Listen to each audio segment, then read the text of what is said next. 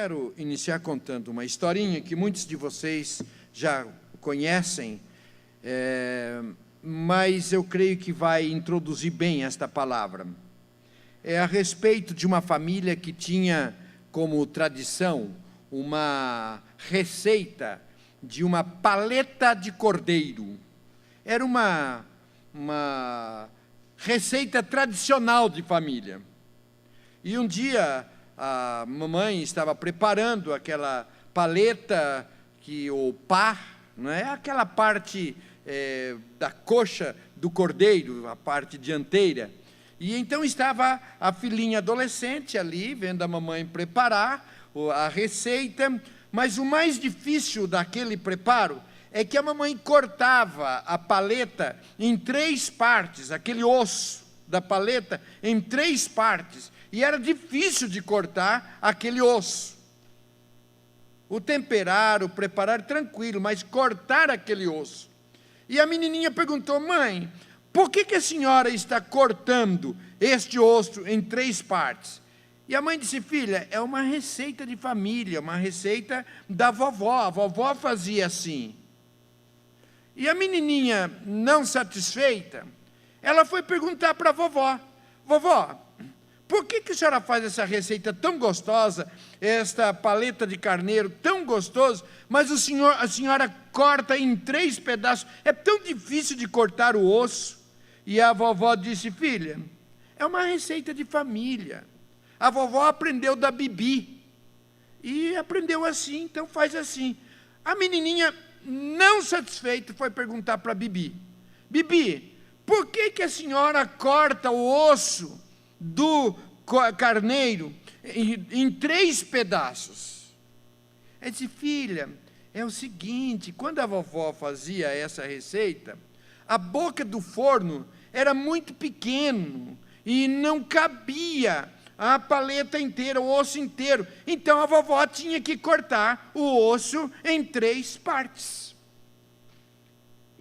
O fogão cresceu, a boca aumentou, mas continuavam cortando o osso em 3 partes. Obrigado.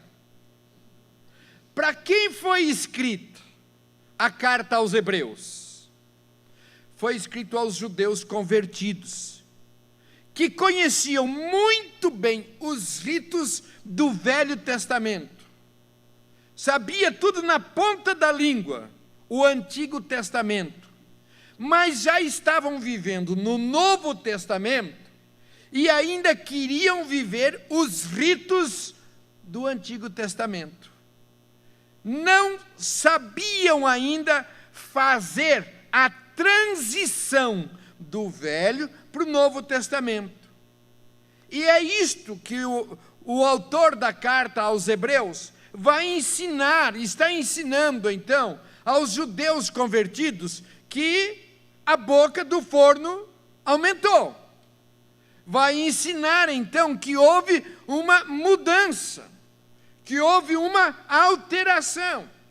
E ele inicia no versículo 14 dizendo assim: tendo, pois, Jesus, o Filho de Deus, como grande sumo sacerdote, que penetrou os céus, conservemos firmes a nossa confissão.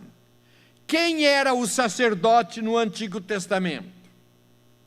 Era o mediador entre a pessoa e Deus.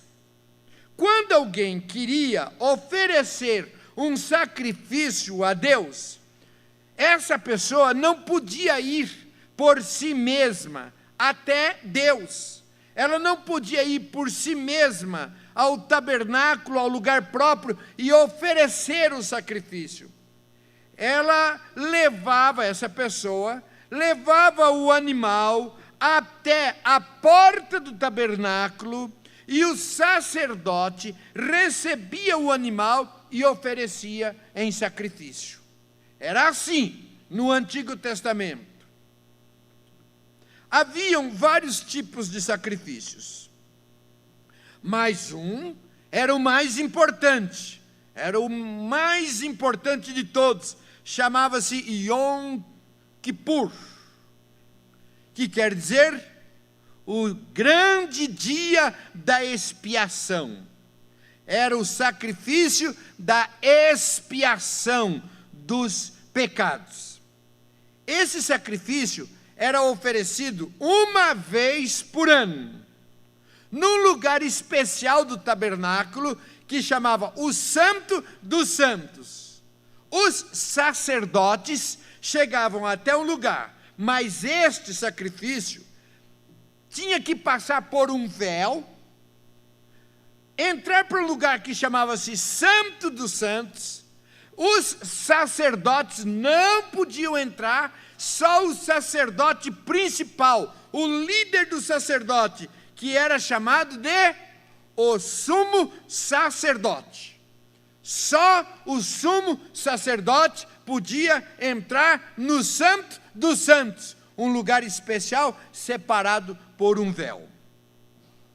Agora, no Santo dos Santos estava algo que era fundamental na história de Israel. O que estava no Santo dos Santos? A Arca da Aliança. A Arca da Aliança estava lá. E o que tinha dentro da Arca? Pode ir projetando, por favor. E o que tinha dentro da Arca da Aliança?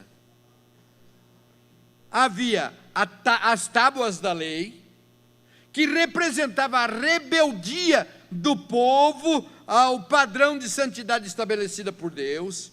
Tinha ali também o cajado de Arão, para mostrar a rebelião do povo contra a liderança estabelecida por Deus. E tinha também uma porção do maná, para lembrar o suprimento de Deus para aquele povo, e o povo ter rebelado contra Deus. Ou seja, Deus dava o maná e eles reclamavam todo dia a mesma coisa, não é? Então tinham esses três elementos dentro da arca. Em cima da arca tinha uma tampa. Tinha uma tampa. Qual era o nome dessa tampa? Propiciatório. Propiciatório. Era onde era derramado o sangue do sacrifício pelo sumo sacerdote. Então, o sumo sacerdote recebia o animal, entrava no Santo dos Santos e ali derramava o sangue do animal que era oferecido. Qual a importância do sangue em cima do propiciatório? Era como que se Deus, lá de cima, olhava para a arca e, ao invés de ver o pecado do povo, via o sangue que estava cobrindo o pecado. Ou seja, havia sido pago um preço, havia sido oferecido um sacrifício, e o sangue do cordeiro, então, agora, encobria o pecado da nação. Deus tinha a sua ira aplacada. Os judeus tinham aquilo na ponta da língua, eles sabiam, até aqui eles sabiam de tudo. E então era oferecida a propiciação, que significa, no hebraico, juntar as partes opostas. Por causa do pecado, os homens e Deus estavam separados. Agora, este sacrifício fazia com que as partes separadas, Deus e o homem, juntavam-se em si. No grego, significava apaziguar ou aplacar a ira. Deus, irado por causa do pecado do homem, através desse sacrifício, a ira de Deus era aplacada.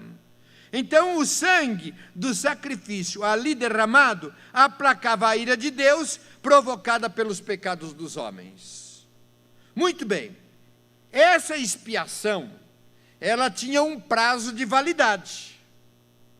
Qual era o prazo de validade? Um ano.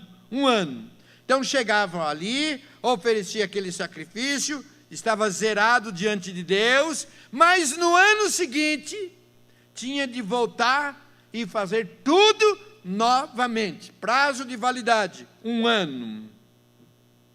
Muito bem.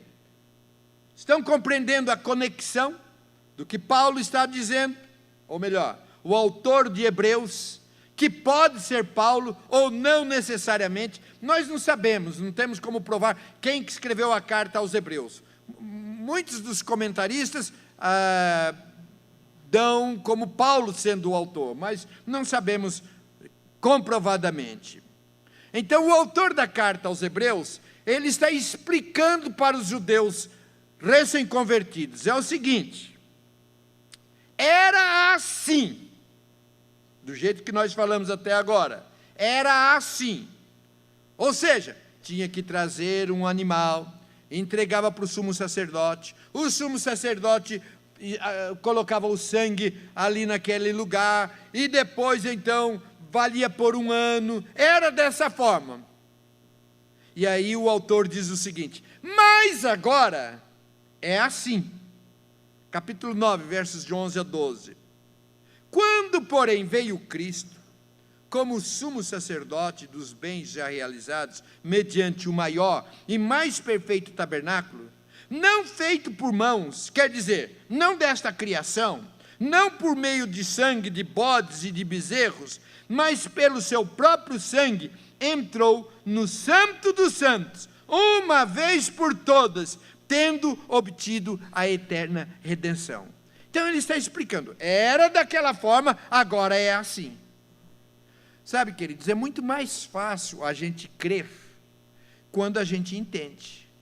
Para os judeus não era fácil toda aquela mudança, precisava ser explicado. E é isso que o autor da carta aos Hebreus está fazendo, explicando como era e como é. Então ele está dizendo, olha, Cristo tornou-se a propiciação, ou o propiciatório pelos nossos pecados na cruz do Calvário.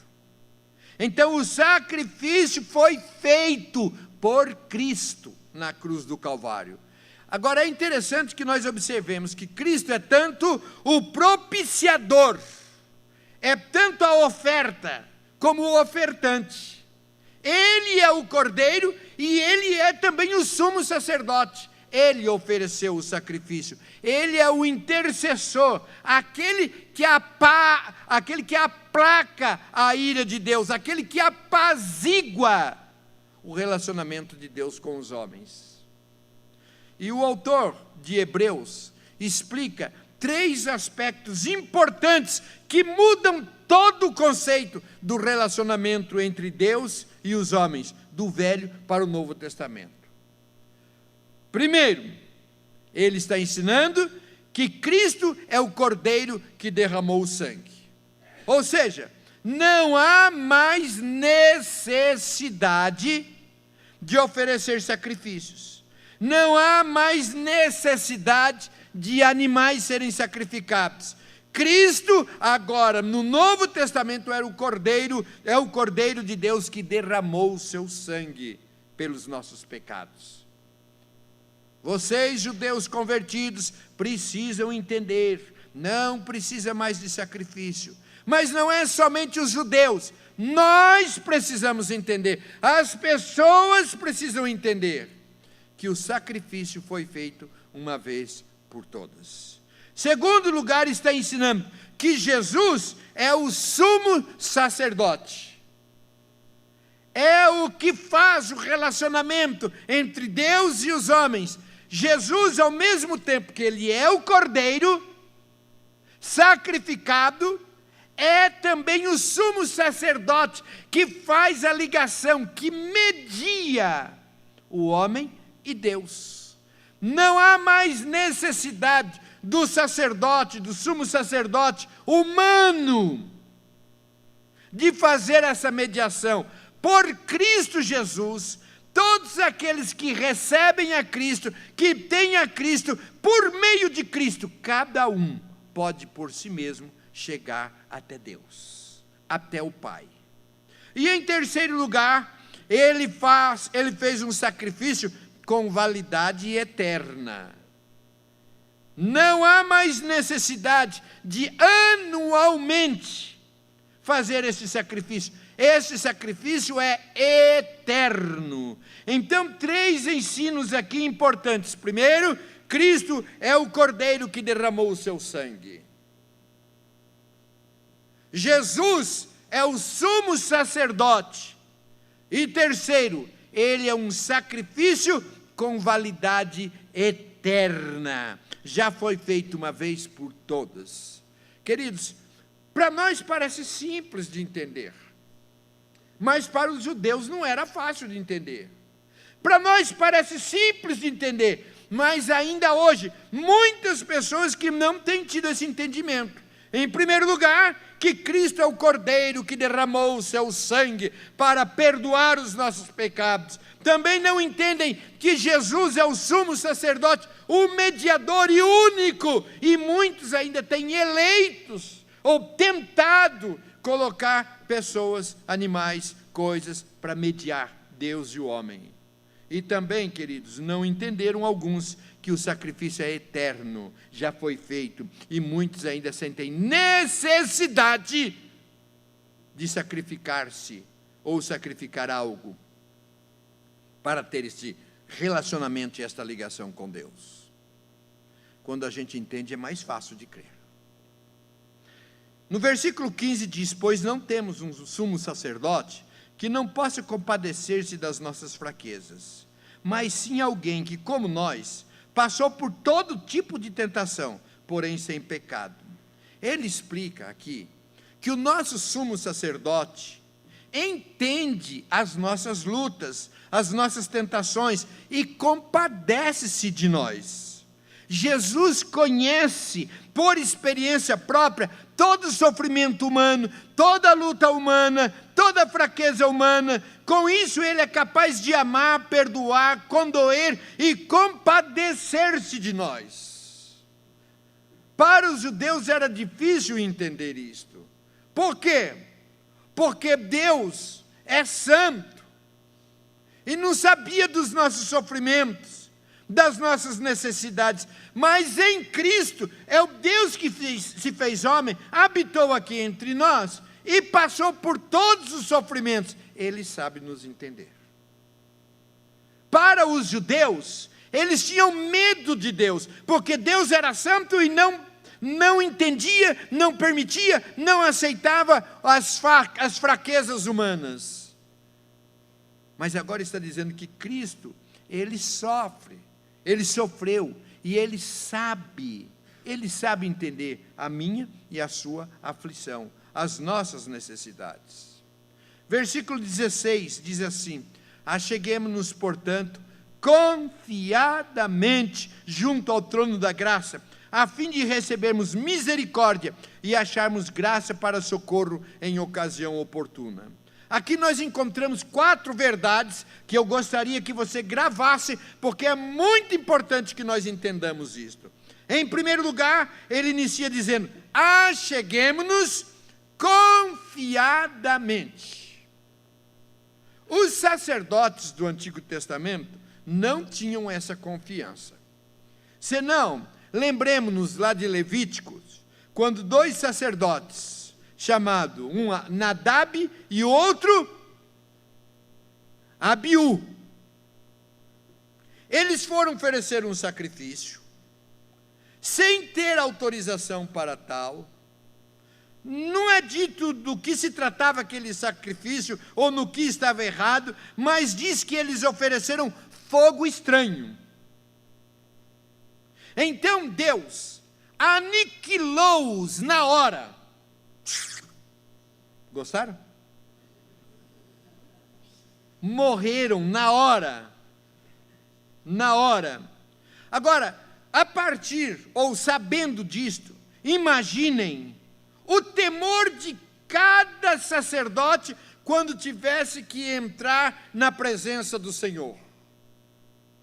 O medo de entrar no Santo dos Santos. Vai que Deus não se agrade, vai que Deus não receba aí, morre na hora. Então era uma experiência assim, tenebrosa, medo. Então iam para lá para oferecer o sacrifício, um momento de prazer, mas um momento de temor, de medo. quando o sumo sacerdote tinha de passar pelo véu que separava o santo do santo, havia um temor em não ser aceito. Era uma experiência de medo. Agora, o autor aos Hebreus diz que nós podemos nos aproximar com confiança. Por quê? Lá em Mateus 27, 51, o evangelista diz que quando Cristo foi entregue por nós, o véu que separava rasgou-se de cima a baixo, liberando o caminho. Não precisava mais ter esse temor, não precisava mais ter esse medo. Não tem mais véu, não tem mais véu. O lugar onde Deus habita não é mais o trono do juízo, não é mais o trono da punição, não é mais o trono da ira, não é mais o trono do castigo, mas é o trono da graça. Isso é maravilhoso, queridos. Nós não chegamos mais diante de Deus todo trêmulo, mas nós chegamos diante do trono da graça. Este era o medo dos judeus. E agora o autor está dizendo: vocês não precisam mais ter medo. Cheguem confiantemente. Cheguem chegando. Cheguem felizes. Cheguem tranquilos. Queridos, nós precisamos entender isto. Sabe por quê? Tem muita gente que se relaciona ainda com Deus como aquele Deus que castiga, aquele Deus bravo, aquele Deus ruim, aquele velhinho que está lá em cima com um cajado, olhando aqui embaixo, com o cajado, não para nos cuidar, mas com um cajado para ver se alguém erra e pá, dá um cajadado na cabeça. Às vezes o relacionamento com Deus é esse relacionamento de Deus, do Deus que castiga, do Deus que é bravo, do Deus que acaba tudo. Mas agora o autor está explicando: olha, cheguem confiadamente, cheguem na graça, cheguem do trono da graça. Queridos, isto é muito importante, é maravilhoso. Eu louvo a Deus por viver no tempo da graça, no tempo do Novo Testamento, onde nós podemos nos relacionar com o Pai, sem medo de ser feliz. Segundo ponto diz assim: a fim de recebermos misericórdia. Nós já estudamos aqui, algumas vezes eu expliquei o que é misericórdia. Então, resumidamente, misericórdia é aquilo que nós deveríamos receber e não recebemos. Nós continuamos sendo pecadores, falhos, mas por causa da misericórdia de Deus, é que nós não somos despachados direto para o inferno. É por causa da misericórdia de Deus que não acaba com a gente. É por causa da misericórdia de Deus que Ele não nos castiga. E lá em Lamentações de Jeremias 3, 22 a 23 diz: as misericórdias do Senhor são a causa de não sermos consumidos, porque as suas misericórdias não têm fim, renovam-se de ano em ano. Aliás, a cada manhã, renovam-se a cada manhã. Grande é a tua fidelidade. Não é por causa da nossa fidelidade a Deus, é por causa da fidelidade de Deus para conosco. Então, agora eles estão aprendendo: olha, vocês podem chegar confiadamente diante de Deus, porque Ele é um Deus misericordioso, nós recebemos dele misericórdia. O mal que merecíamos, Ele aplaca. O castigo que merecíamos, Ele levou sobre si. O inferno que merecíamos, Ele trocou pelo céu. E tem ainda mais um ensinamento que diz assim: a fim de acharmos graça. A fim de acharmos graça. Também já estudamos sobre graça. O que é graça? Graça é aquilo que nós recebemos sem merecer.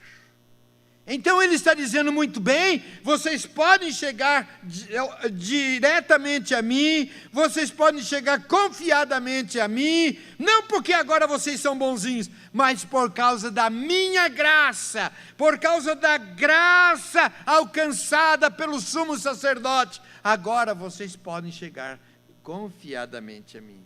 Deus é gracioso para conosco, Ele não nos dá o que nós merecemos, pela sua misericórdia, e Ele nos dá aquilo que não merecemos, por causa da sua graça. Em Efésios 2:5, ele diz assim: estando nós mortos em nossos delitos, nos deu vida juntamente com Cristo, pela graça sois salvos.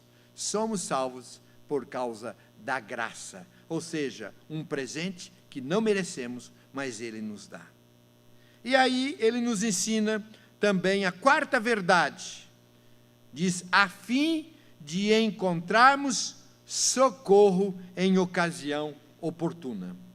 Eu gosto, quando estou estudando, de ver em outras traduções, na NVI diz assim, Ele nos ajuda nos momentos de necessidade.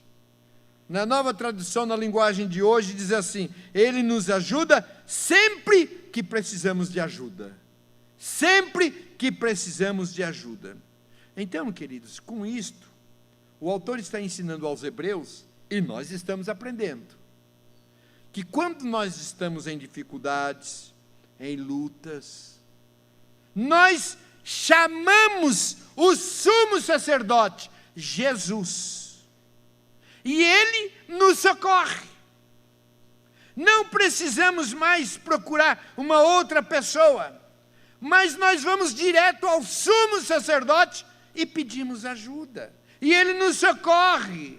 Então, queridos, nós não podemos perder tempo correndo atrás de outras coisas, de outro tipo de ajuda. Nós temos o sumo sacerdote, Jesus Cristo, que está sempre pronto, preparado, disposto para receber-nos nas nossas queixas, nas nossas lutas, nas nossas dificuldades. Glória a Deus mesmo. Mas às vezes a gente vê pessoas que estão em lutas terríveis, tremendas, e vem, pastor, o senhor ora por mim? Eu oro, e vocês orem por mim também. Mas nós precisamos aprender, queridos, que nós não precisamos mais do sacerdote, do pastor. Nós podemos chegar diretamente a Deus, através do sumo sacerdote Jesus. Isso é extraordinário, nós podemos falar direto com o Santo dos Santos, por meio de Cristo Jesus. A gente está dizendo que ele estava ensinando aos judeus recém-convertidos, mas tem gente precisando aprender ainda hoje. Sabe por quê? Até entre os crentes, de quando em quando, a gente vê pessoas procurando a tia não sei do que, o profeta não sei quem, o pastor poderoso, o santarrão, e fica correndo atrás de pessoas como se dependesse de homens, como se homens fossem santos e o elo, o mediador do homem para com Deus. Isso é no Antigo Testamento. No Novo Testamento, o nosso único mediador é Cristo Jesus. É Jesus, e temos livre acesso, livre acesso. O nosso sumo sacerdote sabe quando você tranca no banheiro e chora. Ai, Senhor, tu sabes das minhas lutas. Eu coloquei aqui no banheiro para mostrar, inclusive, que em qualquer lugar, em qualquer circunstância, outra coisa que nós temos de aprender. No Antigo Testamento ia para o tabernáculo, no Novo Testamento, o nosso tabernáculo, o nosso templo, é em qualquer lugar nós podemos falar com Deus. Eu coloquei aqui banheiro, porque tem muito a ver comigo. Ou seja, quando eu trabalhava no cartório, todas as vezes que eu queria orar, eu ia para o banheiro, fechava a porta, evidentemente, e era um lugar onde eu estava a sós com Deus. É claro que eu posso orar, dirigindo, fazendo qualquer outra coisa, mas tem hora que a gente precisa estar sozinho, só eu e Deus, é uma conversa aqui pessoal. E ali eu orava a Deus, falava com Deus. Eu adquiri esse hábito, que até hoje, todas as vezes que eu vou ao sanitário, continuo fechando a porta e continuo orando. Todas as vezes. E eu tenho dito, Deus, eu não quero que isso daqui seja um rito, mas eu quero que seja sempre uma oportunidade para eu lembrar-me e falar com o Senhor. Nós podemos recorrer ao Senhor em todos os momentos, em todos os lugares e constantemente, porque Jesus, o sumo sacerdote, sabe da minha dor, sabe da sua dor, sabe das minhas dificuldades, sabe das suas lutas. Eu quero concluir dizendo que o autor aos Hebreus está dizendo, algumas coisas mudaram para vocês. Está dizendo para os judeus, algumas coisas mudaram. O cordeiro, essa receita é maravilhosa, passe de geração em geração, mas mudou, não precisa mais ser sacrificado, não precisa mais quebrar. A boca do forno aumentou, a porta do céu aumentou. O chegar-se ao Santo dos Santos, por Cristo Jesus, abriu acesso para todos nós. Antes era daquele jeito, mas agora é desse jeito. Vocês precisam entender isto. E os judeus tinham tanta dificuldade de entender como de praticar. Eu entendi, mas... E alguns judeus, mesmo entendendo, não conseguiam praticar. Sabe, queridos, é preciso aproveitar essa oportunidade também para ensinar o seguinte. De quando em quando nós encontramos pessoas que lá no passado fizeram votos, fizeram compromissos, foram consagrados, quem sabe para um ídolo, quem sabe a mamãe ou a vovó levou e consagrou, benzeu, fez algumas coisas. Eu fui benzido, não é? Quando eu era pequeno, uma tia minha me pegou escondido da minha mãe e levou lá para a mãe dela, que era benzedeira, e me benzeu. Pegou a faca e colocou ali uma parte, me benzeu. Muitos, dentro da nossa tradição católica também, muitas vezes foram levados para benzimento. Recebe até um nome que é consagrado a um ídolo. Outros foram consagrados ou fizeram votos até em terreiros. E agora como fica? E agora como fica? O que nós aprendemos é, antes era ignorante, agora não somos mais.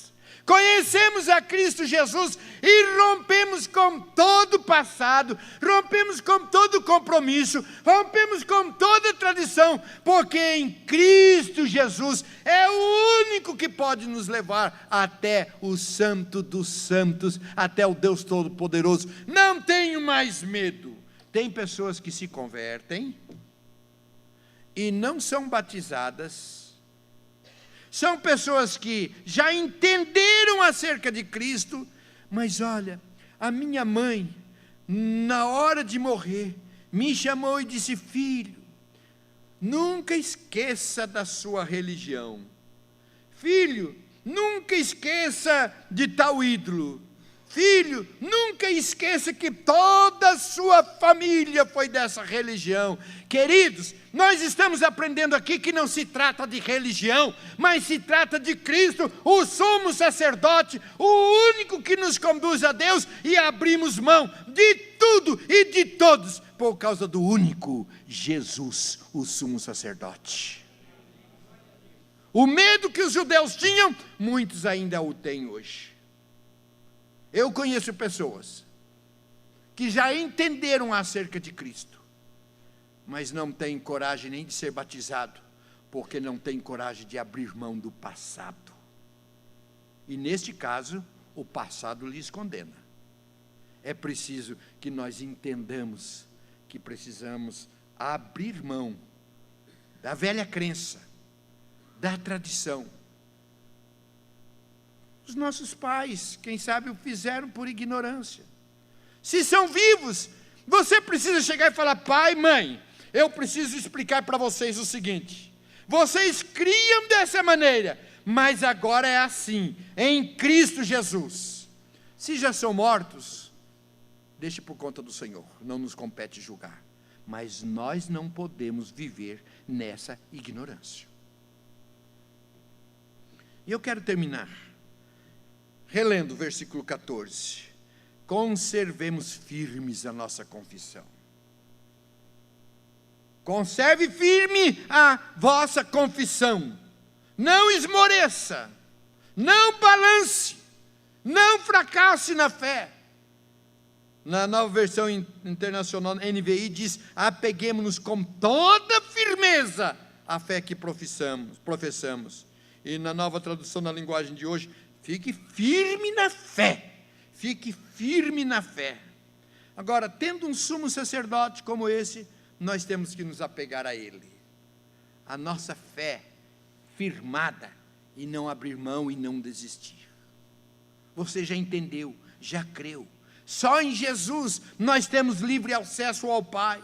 Por nenhum outro nome, por nenhuma outra pessoa, por nenhum outro animal, nada. Sem Jesus, a pessoa está perdida.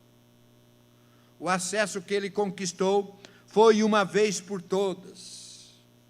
Não é mais de ano em ano. É uma vez por todas. Jesus já se auto-ofereceu na cruz. Já foi feito o sacrifício para toda a eternidade. E por esse sacrifício nós podemos chegar confiantemente diante do Senhor. Então, a palavra de Deus para mim e para você nesta noite é: filho, agarre-se ao sumo sacerdote Jesus.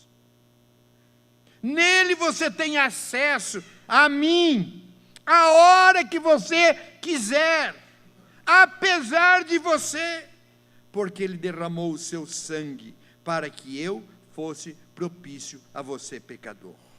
Há um trono de graça, há um trono de misericórdia, que nos liga a Deus, e que permite que nós levemos a Ele todas as nossas lutas e dificuldades, em qualquer momento e em qualquer circunstância. Glória a Deus por isso, queridos. Eu creio que todos nós já entendemos isto. Agora você entendendo, você vai apegar-se com mais firmeza, a chegar confiadamente diante do Senhor, e descansar no Senhor.